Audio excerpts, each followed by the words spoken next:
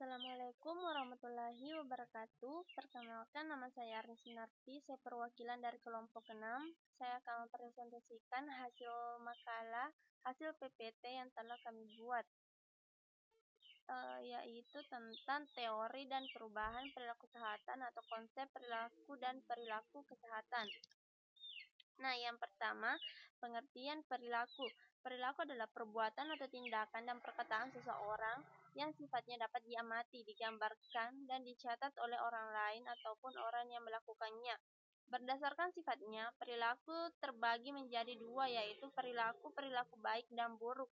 Tolak ukur perilaku yang baik dan buruk ini pun dinilai dari norma-norma yang berlaku di masyarakat, baik itu norma agama, hukum, kesopanan, kesusilaan, dan norma-norma lainnya. Dalam kesehatan, hubungan perilaku sangatlah erat sekali. Banyak hal yang tanpa kita sadari dari perilaku yang kecil dapat menimbulkan efek kesehatan yang besar bagi seseorang. Salah satu contohnya berupa pesan kesehatan yang sedang digerakkan oleh promotor kesehatan tentang cuci tangan sebelum melakukan aktivitas.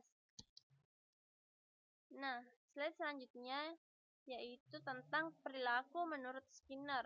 Skinner 1938 adalah seorang ahli psikologi, merumuskan bahwa perilaku merupakan respon atau reaksi seseorang terhadap stimulus atau rangsangan dari luar.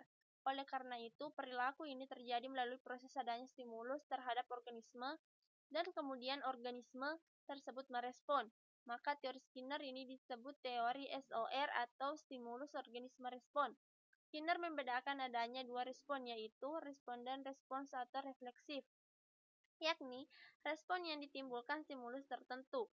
Yang kedua yaitu operan respons atau instrumental respon, yakni respon yang timbul dan berkembang dan diikuti oleh rangsangan tertentu.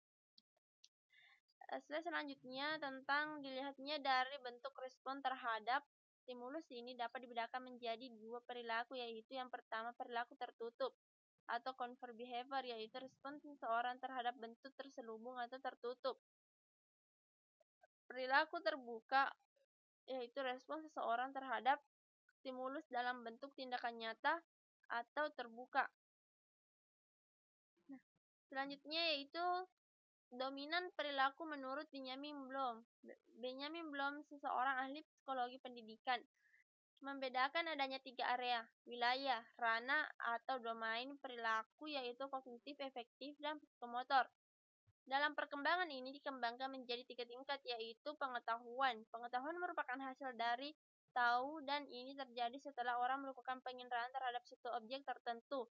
Pengetahuan yang tercakup dalam domain kognitif mempunyai tingkatan, yaitu yang pertama, tahu. Tahu diartikan sebagai recall, memori yang telah ada sebelumnya setelah mengamati sesuatu. Yang kedua, memahami. Memahami suatu objek bukan sekadar tahu terhadap objek tersebut, tetapi harus dapat menginterpretasikan secara benar tentang objek yang diketahui. Yang ketiga, aplikasi. Aplikasi diartikan sebagai kemampuan untuk menggunakan materi yang telah dipelajari pada situasi atau kondisi tertentu atau kondisi sebenarnya. Yang keempat adalah analisis. Analisis adalah suatu kemampuan untuk menjabarkan materi atau subjek objek ke dalam komponen tetapi masih di dalam suatu struktur organisasi dan masih ada kaitannya satu sama lain. Yang kelima, sintesis. Sintesis menunjuk kepada suatu kemampuan untuk menyusun formulasi baru dari formulasi-formulasi yang telah ada. Yang keenam, evaluasi. Evaluasi ini berkaitan dengan kemampuan untuk melakukan justifikasi atau penilaian terhadap suatu materi atau objek. Sikap atau attitude. Sikap merupakan reaksi atau respon yang masih tertutup dari seseorang terhadap suatu stimulus atau objek tertentu yang sudah melibatkan faktor pendapat dan emosi yang bersangkutan. Sikap ini terdiri dari berbagai tindakan, yaitu yang pertama, menerima bahwa orang mau dan memperhatikan stimulus yang diberikan objek. Misalnya, sikap seseorang terhadap pemeriksa hamil dapat diketahui dan diukur dari kehadiran si ibu untuk mendengarkan penyuluhan di lingkungannya. Merespon, memberikan jawaban apabila ditanya. Misalnya ibu yang mengikuti penyuluhan antenatal care diminta menanggapi oleh penyuluhan, kemudian ia menanggapi.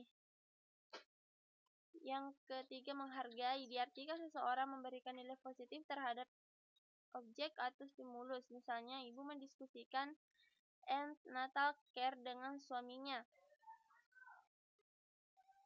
Yang keempat, bertanggung jawab atau responsible, bertanggung jawab atas segala sesuatu yang dipilihnya dengan segala resiko merupakan sikap yang paling tinggi.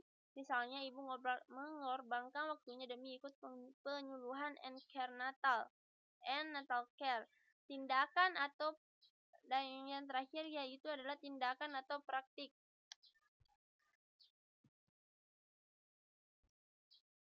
Mungkin hanya itu yang sempat saya paparkan pada hari ini. Mohon maaf apabila ada salah kata. Wassalamualaikum warahmatullahi wabarakatuh.